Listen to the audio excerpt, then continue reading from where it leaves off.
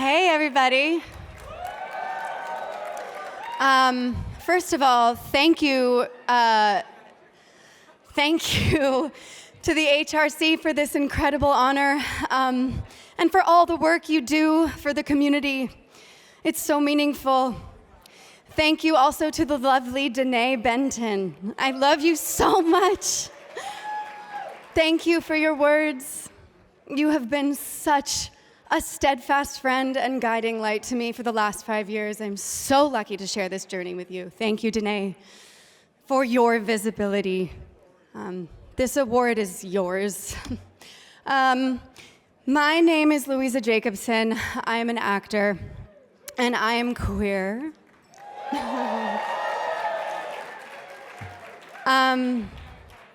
To be honest with all of you, I spent a lot of time last night agonizing over what I would say up here.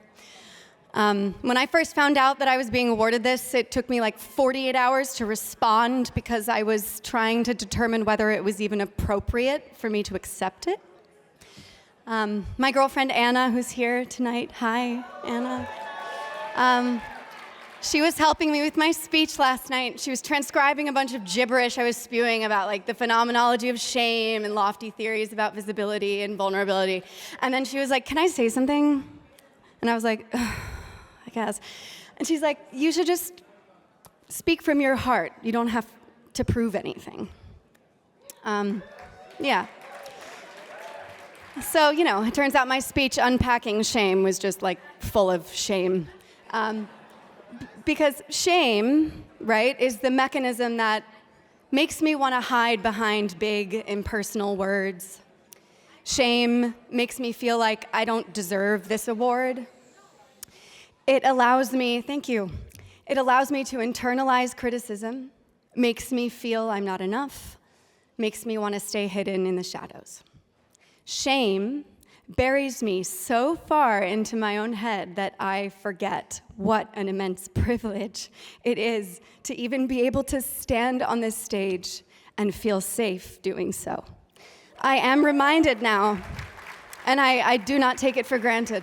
I came out to my friends and family 2 years ago and publicly about 7 months ago. Yeah, thank you. I had been hiding from a part of myself that I always knew deep down was there, and that part was becoming very relentless. I found myself confronting the classic conundrum. Some of you might know it here. Do I want to be her, or do I want to her? Fill in the blank. That was with regard to a friend, and it turns out, if I was honest with myself, it was the latter, and it was the latter, like, a lot. So, aside from some anxiety, I felt relatively comfortable stepping into my truth, which is amazing. Yeah, it's amazing that I felt that comfortable. This is in part because I was lucky enough to grow up in a liberal family, surrounded by artists who never wavered in their self-expression. I also work in an industry where many of the artists openly identify as LGBTQ+. What's more, I am living in New York City. Yes. I'm from here, and we are in the midst of a movement in art and fashion led by a vanguard of women and non-binary people who are redefining femininity, adding shapes, textures, colors to what it looks like and means to be a woman. Some of them are here tonight.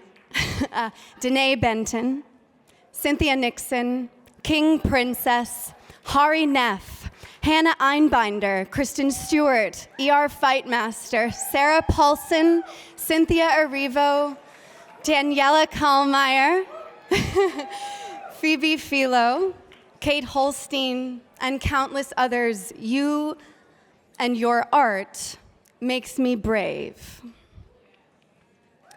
I am forever thankful to all the lesbian, gay, bisexual, trans, queer, and non-binary trailblazers who were and are brave enough to be visible when they had and still have so much at stake.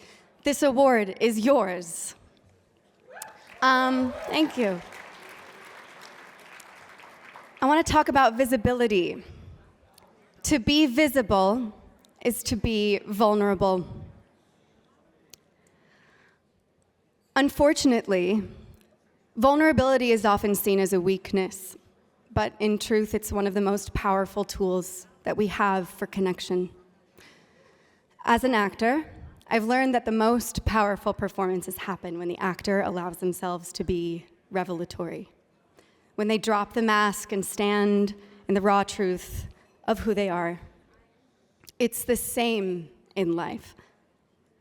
The moments where we drop the mask and allow ourselves to be seen, those are the moments when we truly connect with others. Moreover, it is now what we do with this vulnerability that determines whether or not we progress as a society. Will we welcome it with compassion, or will we deny it through shame? After all, shame has a social function. To quote sociologist Sigrid Neckel, the feeling of shame takes on the function of setting up a social conformity as a negative sense of self, of providing the existing order of inequality with a silent legitimation, the self-judgment of one's own identity. In other words, shame upholds the status quo. It is one of the biggest forces working against us. It tells us that our queerness, our differences, our unique truths are wrong or unworthy of love. And that is why visibility is so powerful. Visibility is the antidote to shame.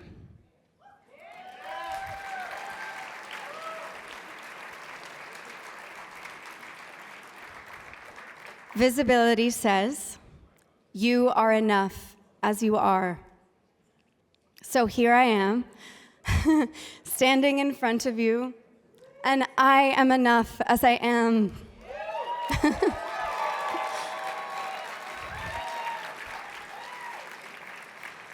And whoever needs to hear this in this room or on YouTube, wherever this will live,